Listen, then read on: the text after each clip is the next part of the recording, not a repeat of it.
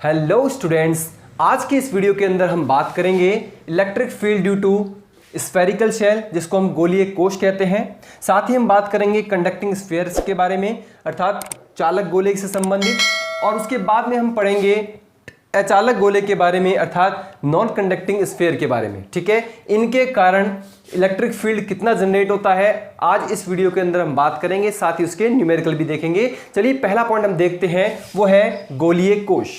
तो देखिए पहला पॉइंट हमारे पास में है गोलीय कोश के कारण इलेक्ट्रिक फील्ड की बात करेंगे। देखिए गोलीय कोश क्या है, एक प्रकार का खोखला गोला होता है। अब खोखला गोला यानी अंदर से बिल्कुल ही खोखला, उसके अंदर कुछ भी हमारे पास मौजूद नहीं है। तो जैसे ही हम उसके ऊपर कुछ चार्ज को प्रोवाइड करवाते हैं, कुछ चार्ज उसे प्रदान करते हैं, तो उसकी सरफेस पर ही वो सारे के सारे आवेश ठहर जाते हैं। ठीक है, तो जैसे ही वहां पर ठहरेंगे, इसका मतलब है कि हमने एक, मान लीजिए इस तरह से आर त्रिज्या का यहां से लेकर यहां तक आर त्रिज्या का एक स्फीयर माना है, स्फेरिकल शेल माना है, और जैसे ही आप उसको आवेश देंगे तो वो इसके सतह पर इस तरह से एकत्रित हो जाते हैं।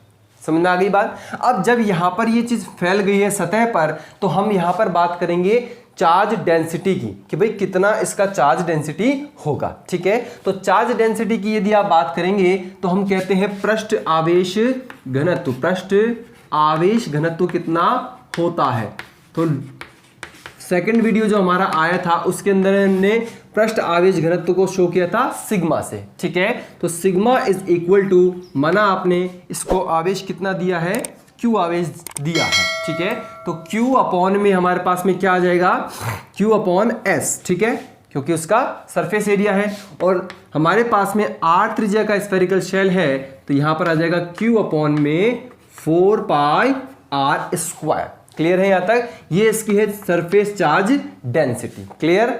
अब हम बात करेंगे कि हम देख रहे हैं गोलीय कोश के कारण विद्युत क्षेत्र, तो ये 3 पॉइंट पर डिसाइड होता है। कितने पॉइंट पर? 3 पॉइंट पर। एक तो पॉइंट होगा इसके केंद्र से बाहर, यानी कि यहां से लेकर यहां तक आर दूरी पर बात करेंगे, तो ये इस सतह से बाहर आ जाएगा। दूसरा पॉइंट इसकी सतह पर लेंगे, और तीसरा पॉइंट इसके अंदर कहीं लेंगे। ठीक है, तो पहला पॉइंट की हम बात करते हैं, द वेरी फर्स्ट पॉइंट। देखिए जब कोई बिंदु R is greater than R, अर्थात अंदर हो, सॉरी बाहर स्थित हो। देखिएगा कैसे, तो ये जब बाहर स्थित होगा तो क्या हम उसका एक गाउसीय पृष्ठ बना लेंगे। तो यहां से मान लीजिए कि यहां से लेकर यहां तक की जो दूरी है वो हमारी है R। हमारी कितनी दूरी है, वो R। ठीक है, और इस R त्रिज्या का हमने एक यहां पर गाउसीय पृष्ठ की कल्पना कर ली। क्लियर हो गई यहां तक की बात, गाउसीय पृष्ठ की कल्पना करी है। तो इस वाले गाउसीय पृष्ठ के लिए हमारा जो अंदर वाला ये स्फेरिकल शेल है वो एज एक चार्ज की तरह ही काम करता है। ठीक है, देखेंगे अभी। तो हमने क्या करा कि जब यह हम बाहर स्थित किसी बिंदु के लिए बात कर रहे हैं, तो हमने इस जगह पर एक छोटा सा टुकड़ा मान लिया।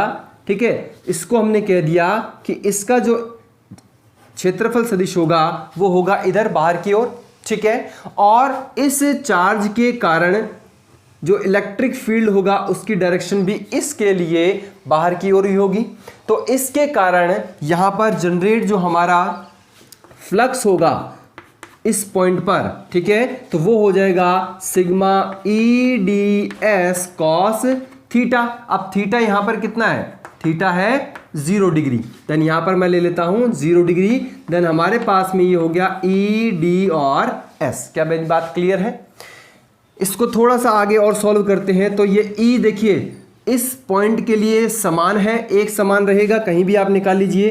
देन E को मैंने बाहर ले लिया और यहां बच गया हमारा DS। तो इसको क्या मैं ऐसे लिख दूं, E और S।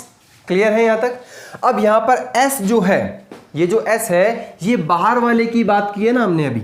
तो बाहर वाले के लिए R कितना था, यहां से यहां तक का। ठीक है, स्मॉल r। तो मैं इसका अगर इसके अपने सरफेस जो एरिया है वो निकाल लिया जाए तो हमारे पास में कितना आ जाएगा बच्चों, वो आ जाएगा 4 पाई स्मॉल आर स्क्वायर। इसको आप समीकरण नंबर दे दीजिए 2, क्योंकि पहला आप दे चुके हैं ऊपर। तो एक तो ये हमारे पास आ गई इक्वेशन। अब हम देखेंगे according to Gauss law. According to Gauss law, Gauss law क्या कहता था, अकॉर्डिंग टू गाउस लॉ। अब गाउस लॉ हमें क्या कह रहा था कि भाई हमारा जो फ्लक्स होता है वो तो Q अपॉन एप्सिलॉन नॉट होता है। समझ में आई बात? तो ये है इक्वेशन नंबर 3। बात क्लियर हो गई यहां तक? अब हम इन दोनों को आपस में बराबर रखेंगे और इस जगह पर कितना इलेक्ट्रिक फील्ड है वो देखेंगे। ठीक है, तो जैसे हमने इक्वेशन 1 और 2 के कारण, सॉरी 2 और 3 के कारण देखा, तो देखिएगा इक्वेशन 2 एंड 3 से, ठीक है, तो देखेंगे तो हमारे पास में क्या आंसर आना चाहिए। देखिए यहां पर हमने जैसे ही मान रखा तो आया E 4 pi are square equal to क्या आ जाएगा, Q अपॉन में एप्सिलॉन नॉट, क्योंकि दोनों ही फाई है ना तो दोनों को बराबर रख सकते हैं, यानी कि E 4 पाई आर स्क्वायर और Q अपॉन एप्सिलॉन नॉट। ठीक है, जैसे ये बराबर रख दिया गया तो देखिए E इज इक्वल टू, ये 4 पाई आर स्क्वायर इधर चला जाएगा, देन Q अपॉन में 4 पाई एप्सिलॉन नॉट और ये हो गया आर स्क्वायर। क्लियर है यहां तक? तो एक पॉइंट को आप यहां हालांकि कह सकते हैं कि ये आंसर आ चुका है, लेकिन आपको पता होगा फर्स्ट चैप्टर में हमने 1 अपॉन 4 पाई एप्सिलॉन नॉट को स्थिर वैद्युतिकी नियतांक कहा था। तो आप इसको या करके ऐसा भी लिख सकते हैं, E is equal to K 1 upon 4 pi epsilon naught, ऊपर बच गया Q, अपॉन में आ गया आर स्क्वायर। तो इस तरह से आपको यह फॉर्मूला मिलेगा, E इज इक्वल टू के क्यू अपॉन आर स्क्वायर। बात एकदम क्लियर होगी यहां पर। ठीक है, तो इस तरह से आपको बाहर स्थित बिंदु पर जो विद्युत क्षेत्र मिलेगा वो होगा E इज इक्वल टू के क्यू अपॉन आर स्क्वायर। इसका ही एक दूसरा रूप और आपको समझाता हूं, देखिएगा इसी के अंदर हमारे पास में, ये उतार लीजिएगा बच्चों। ठीक है, देखिए इसी का दूसरा रूप यदि आपको लिया जाए तो आपको पता है कि अगर मैं यहां से Q की वैल्यू निकाल लेता हूं तो Q की वैल्यू मुझे क्या मिलेगी, इधर से समझिएगा, वो मेरे पास आई sigma into 4 pi are square मिली ना यहां पर। तो इस वैल्यू को उठाकर मैं इसमें रख देता हूं, then phi is equal to, देखिए सिग्मा 4 पाई आर स्क्वायर और बटे में हमारे पास में क्या आ रहा है बच्चों, एप्सिलॉन नॉट। क्लियर है यहां तक की बात? तो एक तो इक्वेशन ये आ गई मेरे पास। ठीक है, और जो मेरे पास एक और इक्वेशन थी, कौन सी वाली, उसको समझिए। हमारे पास एक इक्वेशन आ रही थी इस तरह से, जो आ रही थी E और 4 pi small r square. Clear है यहां तक की बात? इन दोनों को आपस में बराबर रख दीजिए। जैसे इन दोनों को बराबर रखेंगे तो आपको क्या मिलेगा, देखिए यहां आया 4 pi small r square is equal to sigma 4 pi capital are square upon में एप्सिलॉन नॉट। 4 पाई से गया 4 pi, then E is equal to, इधर तो बच गया सिग्मा अपॉन में है एप्सिलॉन नॉट, ऊपर क्या बचा है आर स्क्वायर और बटे में आ गया स्मॉल आर स्क्वायर। तो ये एक नया रूप और आपको मिल गया E के लिए ही। ठीक है, तो ये बात एकदम क्लियर होगी आपको। ठीक है, इसको और बहुत ही शॉर्ट तरीके से, कि भाई इतना तो सर कैसे याद होगा, ये तो बहुत लंबा पड़ गया, इसको और शॉर्ट तरीके से आपको सीधा से समझाते हैं। उतार लीजिएगा, इसको भी समझने का तरीका है बस, और तो क्या है, ये तो है थोड़ा सा लॉन्ग वे। अगर आप ध्यान से समझेंगे तो हमने क्या किया कि ये जो Q की वैल्यू अभी निकाली थी, ये वाली Q is equal to sigma 4 pi are square, इससे उठाइए और यहां रख दीजिए।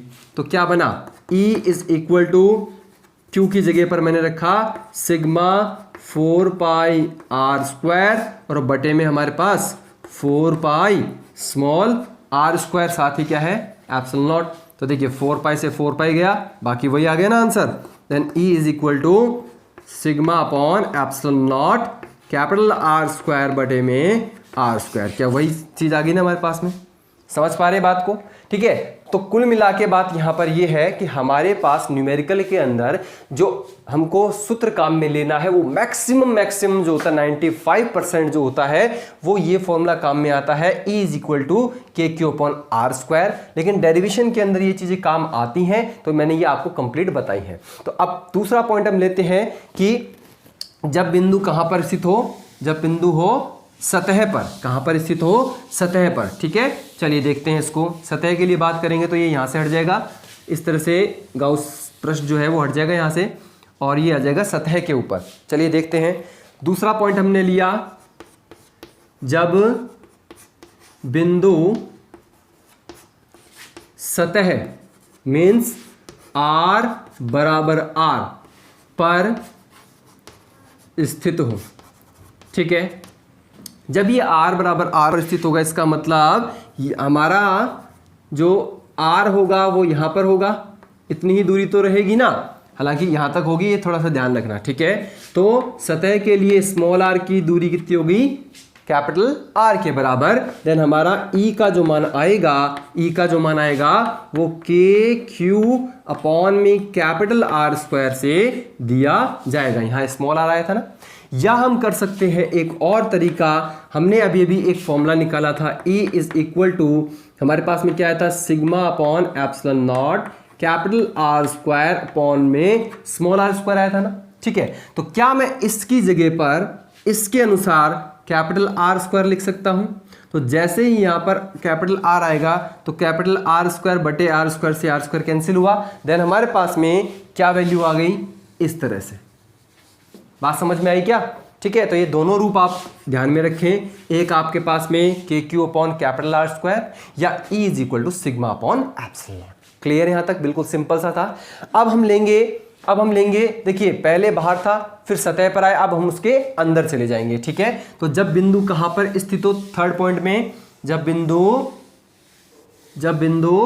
देखिए, तीसरा पॉइंट है, जब बिंदु अंदर स्फेरिकल शेल के अंदर हो, अर्थात R R पर स्थित हो। अर्थात हमारे पास में यहां पर जो ये चित्र बनेगा वो ऐसा बन जाएगा उस समय। देखिए, ये हमारे पास में क्या है, ये है R त्रिज्या। ठीक है, और हम बात कर रहे हैं अंदर की, तो मान लीजिए यहां पर हमारा है। ठीक है, तो ये दूरी हो गई स्मॉल r की। क्लियर है यहां तक? ये चीज हमने देखी। तो इस समय क्या करेंगे, इस समय हमने ये देखा कि जो हमारा टोटल चार्ज है वो तो सारा का सारा बाहर ही स्थित है, बाहर स्थित है। तो इसका मतलब अंदर तो चार्ज है ही नहीं, इसका मतलब Q का मान कितना है बच्चों, 0। तो जहां पर Q का मान 0 होगा वहां पर इलेक्ट्रिक फील्ड ऑटोमेटिकली 0 हो गया। देन हम ये कह सकते हैं, जहां Q = 0 है, अतः अंदर इलेक्ट्रिक फील्ड = 0 होगा। क्या मेरी बात एकदम क्लियर हो गई?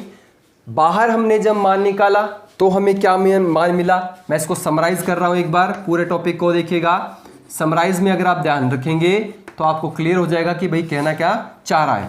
पहले पॉइंट में हम देखेंगे कि समराइज में हमको बताया, जब ये बाहर स्थित था, कहां पर स्थित था, बाहर, तो हमको आंसर मिला KQ/r²।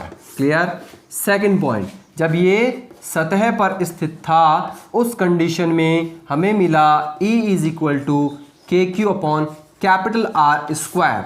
देन थर्ड इज, हमें जब ये अंदर हुआ, ठीक है, तो उस कंडीशन में E की वैल्यू कितनी मिली बच्चों, 0 मिली। ठीक है, तो इस तरह से आप इसको समराइज करके याद रखें, ये चीज आपके बहुत ज्यादा काम आने वाली है। ठीक है, अब हम पढ़ेंगे इसके ग्राफ के बारे में। ठीक है, इसका ग्राफ क्या होगा, इसको आप समझ गए होंगे। वीडियो को एक बार वापस रिवाइंड करके देख लीजिएगा, कहीं भी कोई दिक्कत आए तो कमेंट करके बताइएगा। ठीक है, अब देखिए, इसका अगर मैं ग्राफ बनाता हूं तो हमारे पास ग्राफ कैसा आएगा। ठीक है, देखिए, किसके बीच आएगा ग्राफ, E तथा स्मॉल r के मध्य ग्राफ यदि हम निकालते हैं तो एक बात समझिएगा, कहना क्या चाह रहे हैं इसमें। ठीक है, हमारे पास इस तरह से ये E, ये है R। ठीक है, तो सबसे पहले आप देखिए अंदर की तरफ से चलेंगे। ठीक है, तो अंदर की तरफ से हमने देखा कि भाई अंदर तो है E का मान 0, E का मान क्या है 0, और जैसे जैसे हम सतह की ओर बढ़ रहे हैं तो K के ऊपर कैपिटल R स्क्वायर का मान आ रहा है। इसका मतलब जब तक हम अंदर थे यानी कि E इन की कंडीशन थी तो उस समय E का मान 0, और जैसे हम सतह पर आए हमारा मान मैक्सिमम प्राप्त हुआ यहां पर। ठीक है, ये कंडीशन कौन सी है बच्चों, ये है R is equal to R वाली। ठीक है, और उसके बाद में जब हम बाहर आ गए तो E और R का संबंध कैसा आया है, E और R का संबंध कैसा आया हमारे पास में व्युत्क्रमानुपाती, और वो भी स्क्वायर वैल्यू में। तो ये मान क्या आएगा इस तरह से व्युत्क्रमानुपाती के रूप से, ऐसा ग्राफ समझ में आया। ठीक है, तो अंदर था उस समय 0 मान, जब सतह पर आया तो ये मैक्सिमम हो गया, और उसके बाद में ये मान घटता चला जा रहा है। तो हम ये कह सकते हैं ये तो है अंदर की कंडीशन, ठीक है, ये है सतह की स्थिति, और ये वाला जो मान है हमारा E आउट है जो कि 1/r स्क्वायर के अकॉर्डिंग इस पर निर्भर कर रहा है। तो क्या ये मेरी बात एकदम क्लियर हुई? सबसे पहला पॉइंट हमारा क्लियर हुआ, गोलीय कोश के कारण E। तो ये पॉइंट इसको याद रखिएगा, साथ ही इस ग्राफ को याद रखिएगा। चलते हैं दूसरे पॉइंट की ओर, जिसका नाम है चालक गोले के कारण विद्युत क्षेत्र। तो देखिए बच्चों, दूसरा पॉइंट हमारे पास है चालक गोले के कारण इलेक्ट्रिक फील्ड। ठीक है, अब चालक गोले में क्या होता है, चालक गोले को जब हम आवेश प्रदान करते हैं, पहली बात तो ये समझिए गोले और कोश में क्या अंतर था। कोश जैसे फुटबॉल होती है, अंदर से खोखली होती है, तो वो था खोखला गोला जिसको हमने गोलीय कोश कहा था, और यहां है गोला। तो जैसे कि आपके पास में मान लीजिए एक लोहे की गेंद है तो अंदर से पूरी भरी हुई हो, ठीक है, तो उसको हम कहते हैं चालक गोला। ठीक है, अब जैसे ही हमने उसको चार्ज प्रदान किए, जैसे पिछले वाले में दिए थे, जैसे ही आप उसको चार्ज देंगे तो सारा का सारा चार्ज जो है वो एक दूसरे से प्रतिकर्षित होगा, और प्रतिकर्षित होकर सारा का सारा चार्ज जो है उसकी सरफेस पे आ जाएगा। ठीक है, जैसे कि आप यहां समझिए, ये मान लीजिए आपका पूरा एक चालक गोला है। ठीक है, इस प्रकार से अब ये चालक गोला है और आपने इसको आवेश दिया, तो आवेश देते ही सारे एक दूसरे से प्रतिकर्षित हो सकते हैं, क्योंकि इसके अंदर ये मूव कर सकते हैं। तो सारे के सारे आवेश कहां स्थिर हो जाएंगे, आकार इस जगह पर। और अगर आप ध्यान पूर्वक देखेंगे तो ये अगर अंदर कहीं पर हमारा आवेश है ही नहीं, इसका मतलब है कि अंदर इलेक्ट्रिक फील्ड 0। और यदि इलेक्ट्रिक फील्ड 0 है और ऐसी स्थिति हमको देखने को मिल रही है, तो हमारे पास में ये कंडक्टिंग जो स्फीयर है वो एज ए कैसा काम करेगा, स्फेरिकल शेल की तरह। कैसा काम करेगा, स्फेरिकल शेल की तरह ही काम करेगा, मतलब गोलीय कोश की तरह ही। तो जितने पॉइंट हमने बात करी स्फेरिकल शेल के अंदर, सेम टू सेम इसी के लिए वो डेरिवेशन होगा। तो ये टॉपिक इतना ही है। अगला टॉपिक हम पढ़ेंगे अगले वीडियो के अंदर, जिसका नाम है अचालक गोले के कारण विद्युत क्षेत्र। आज के लिए बच्चों इतना ही, धन्यवाद।